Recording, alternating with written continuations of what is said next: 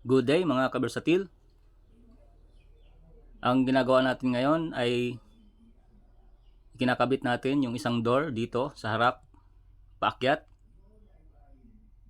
Lalagay natin itong isang door para pinakaharang niya dito. Hindi basta-basta akyat baba yung mga aso.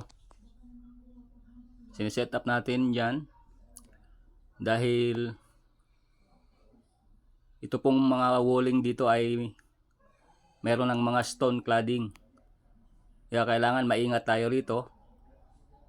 Tinatanong ni sir kung paano natin i-install. Inisip niya baka masira yung mga nakalagay na dyan na mga stone cladding. Pero gumamit tayo ng hole saw 1 inch at yung pipe na nakakonect sa ating hinges ay 1 inch din. Kaya saktong-sakto lang yan. Pag naibaon natin yung hinges natin dyan sa wall, ay hindi halata na mayroong binutasan dyan. Dahil fit na fit lang yan, kasukat doon sa ating butas.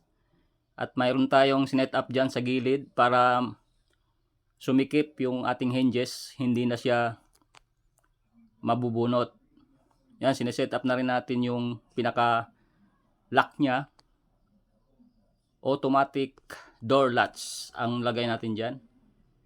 Pag isinara natin yun, automatic nag-aaris yan, inaaris niya. Automatic nagsasara para komportable po yung dadaan dyan. Hihilain niya lang yan, automatic na nagsasara po yan mga kabersatil. Halos patapos na yan, inaano lang natin, pinutulan lang natin yung may konting kailangan lang maipantay dyan sa ating sinet up. Yan, halos okay na. Papacheck natin kay ma'am kung ano ang kanyang magiging reaksyon. Dito tinitingnan niya, pinapaliwanag natin kung paano nilalak yan. Simple lang po, aangatin yung dulo doon sa automatic door latch natin at matatanggal na yan, marirelease na yan. At pag hinila naman natin, pag yan ay nakabukas, pag hinila natin, automatic naman siya ma-arrest. At sa bandang ilalim ng ating door latch ay may butas dyan, pwede tayong maglagay ng kandado para mag-lock.